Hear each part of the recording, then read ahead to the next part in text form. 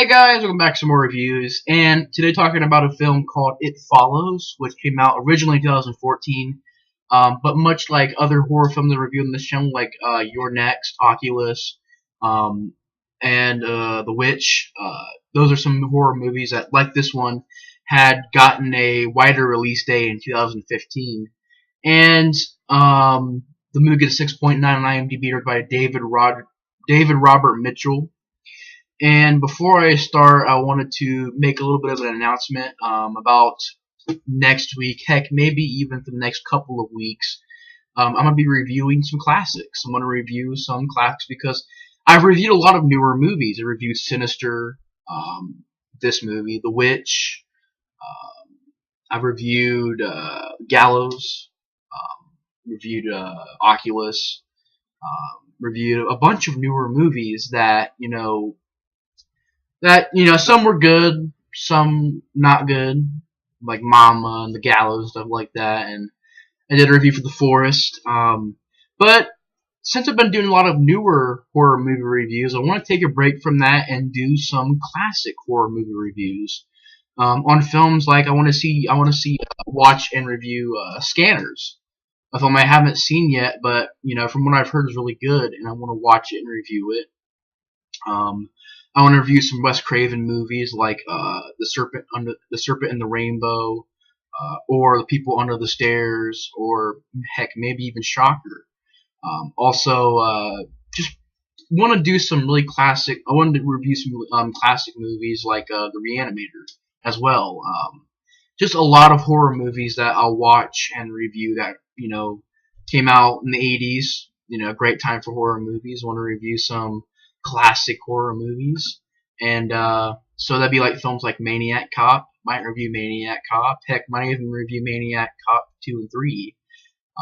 Just want to review some, like I said, great old school classic horror movies. But today, talking about It Follows, which, like I said, came out originally in 2014, but got a much wider release, and it was released in much wider in March 27th, 2015, and it's an hour and 40 minutes, and that really isn't a problem, though.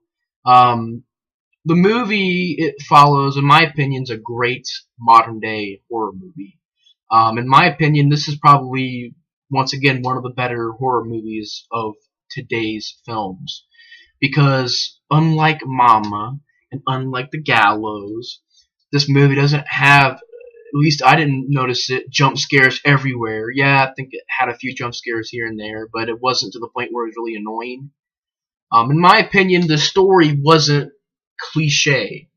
The story wasn't used a million times before and just made again in a different movie with just a few, because there are horror movies that come out that are about supernatural ghosts and stuff like that. And this is about, supernatural, theme. But it's not taking the whole generic haunted house sort of, the way that, modern day horror movies are going with, generic jump scares and terrible CGI and bad acting, terrible cast, and, a dull atmosphere and none to the score. This movie is a lot different. It actually has really good things to it. It's shot very, very well, directed very, very well.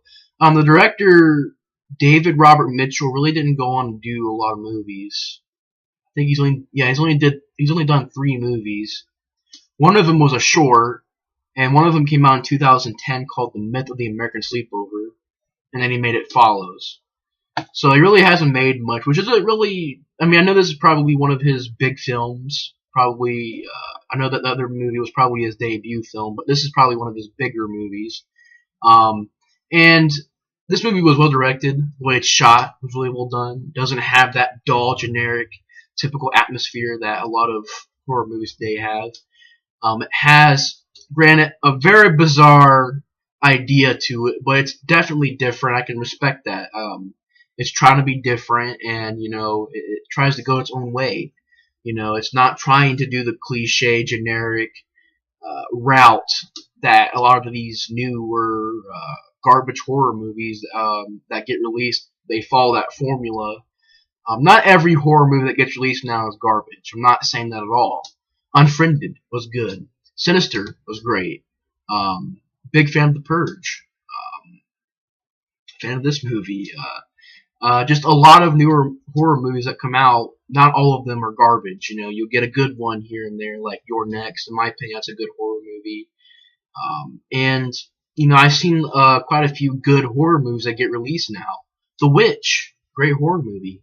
But majority of them that come out, like in my opinion, The Conjuring, in my opinion, Mama, and The Forest. I didn't hate The Forest. I didn't despise it, but honestly, The Forest was barely decent, barely watchable. I kind of enjoyed it a little bit, but the other half was like, I don't know. It's like, one half I like the atmosphere, I like the idea, but on the other half, the acting was terrible, the score was terrible, the CGI was terrible, and it had a lot of jump scares. So there's a lot more bad things than good, but in my opinion, not to the point where it completely sucked.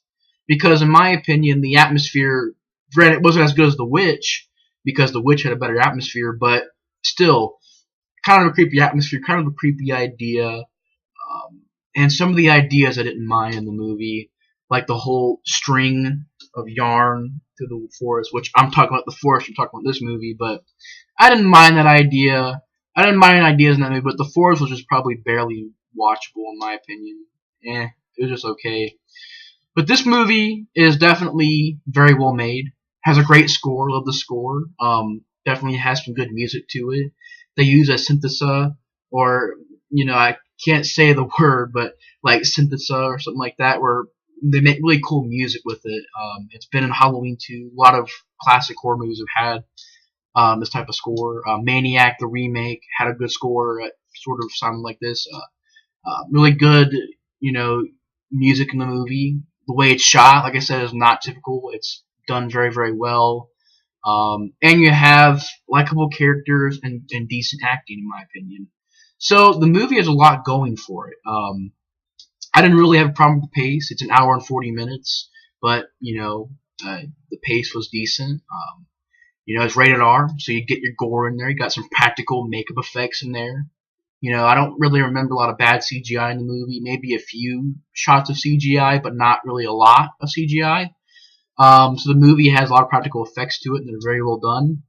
And I like the story, how it's being different. I want to see if this movie made money, because I swear if this movie bombed, it made money. It made $14 million, had a $2 million budget. So it made its money back. Made a decent amount of money. Wasn't a huge hit, but it made a decent amount of money. At least it didn't bomb. Because I hate it when good horror movies bomb and sucky horror movies, get a lot of money. To me, that's bullcrap, because newer horror movies that are good just deserve, to not bomb. But sometimes they do bomb, and they're really good horror movies, but they bomb, and therefore you can't get sequels. Therefore, the director, there's just, when the movie bombs, there's problems, And it sucks that sometimes when newer horror movies bomb, they're sometimes good horror movies. But luckily, this movie didn't bomb. And I've also noticed this. A lot of the good horror movies that come out that are newer horror movies, they have original release dates, like this one is 2014, but then it got a wider release 2015. You're Next, once again a great horror movie, but it also was released. It was released more widely in 2013. I don't know why. I mean, I do get they go through film festivals, and if there's a lot of fans behind the movie, they'll give it a theatrical release, big theatrical release everywhere. I do understand that they go through film festivals and stuff like that, but I don't know. The sucky ones get sent right to theater, but the good ones have to go pretty much, through film festivals and stuff like that. Which is cool, because they'll still go to theaters, but it's just, in my opinion, it's like the newer horror movies that are crappy, they go right to theaters, or you can go see it right now. But the ones that are actually really good, they get a much wider release like a year later. So it just, I don't know. It's kind of funny though, just I was wondering that, like, the good horror movies that come out, most of them are earlier releases, but they get wider releases in next year. I just noticed that, reviewing a lot of these newer horror movies, most of the good ones come out like a year later, got a wider release a year later. Um, but talking about the storyline, before I get into the movie though, spoiler alert, if you haven't seen It Follows, I'll be spoiling the movie, so if you haven't seen it, you might want to exit the review. But yeah, spoiler alert. It Follows is pretty much about, at the beginning of the movie, we got this girl. She runs out of her house and she runs over to this other house, and immediately you're just thrown into this movie and you're like, what's going on? And this girl runs out of that house, runs on the street, and then she keeps running, and pretty much they find her body, like, I don't know if it was like a day later or something, or pretty much I think you hear a scream, and then it cuts to her body and her freaking legs all broken up and stuff like that. It's really crazy. And then basically, we find out about this lead character named Jay, played by Miki Monroe. Did a good job. You also got Paul, played by Keir Gilchrist. You got Lily Seppi playing Kelly. But, pretty much you got this girl, Jay, who pretty much meets this dude.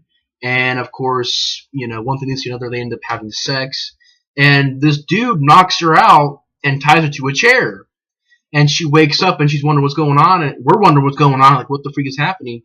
And the dude ends up telling the girl there's this curse, this thing that'll basically follow you around and chase you around until it kills you.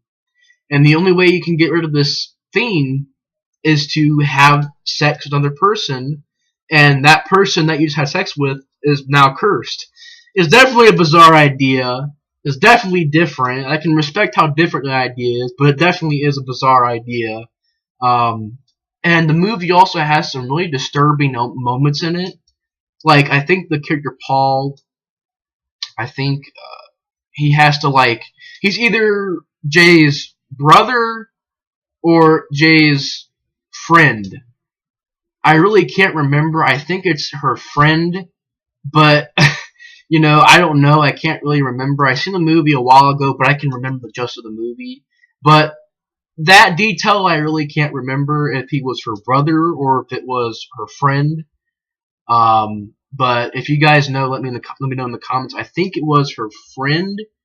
And, he ends up pretty much because her friends get killed off one by one. And in this movie, I like this, how in most horror movies, when a kill happens off screen, you're kind of like, oh man, you didn't see it. Why did they go the lazy route and not show the makeup effect and stuff like that and show the kill on camera, on the screen? Yeah, they go off screen and do the kill. Here, though, this kind of fit the movie. It didn't really bother me. It just sort of was one of those things where it was like, it worked because of the suspense behind it and the suspense of finding out this person's dead and this thing that's just mimicking it, or not mimicking it, but because this thing can shapeshift. It can transform into different people. And I like how it could pretty much, how one person will be dead and then you don't know it, and this person ends up being, this thing that follows the girl around tries to kill her. Or it'll cut back to the scene, cut back to the character, because pretty much when the kill happens off screen, you go back and it's like a brutal scene. So, most of the kills are, I think, off screen, because you do have some kills on screen, but I think most of the kills are off screen. But like I said, there are a few that are on screen, but, some of them are off screen. And like I said, it doesn't really bother me that much because it kind of worked with the movie.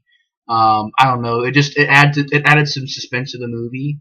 And pretty much this girl is now cursed with this thing following her around, chasing her. Because she's in her school one day and this old lady's walking towards the school, and then it's really suspenseful where she's getting chased through the entire school, and this thing will not stop. You can't kill it because they try shooting and everything. It won't die. So the thing won't die until she's pretty much dead. And, she goes to her friend's house. Her friends are going to this, how, I think like a house way, blah, blah, blah. Sorry, tongue twister. But this house way out at the beach, I can't talk today, but this house way out at the beach, pretty much to get away from this thing, and pretty much the thing ends up following them there, and kills a couple of her friends, and then it comes down to her and Paul ends up telling her like they can't defeat this thing, they can't kill it, so they might as well, Jay might as well give this curse to Paul, and he'll give it to a prostitute. So Jay and Paul end up having sex, and pretty much Paul ends up taking the curse and putting it, on a prostitute. So he has sex with a prostitute and gives the curse to her, and then I believe that's pretty much the end of the movie, because I think the thing comes back or something like that, but I really can't remember that detail either. But I think he just gives it to the prostitute, drives off. I think that's pretty much the end of the movie.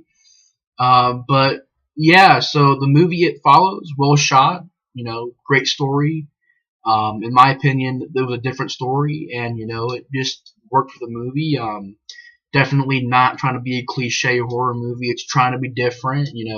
Has a lot of disturbing scenes in the movie. Like there's one freaking disturbing scene which I gotta mention was freaking gross, disturbing, twisted, messed up.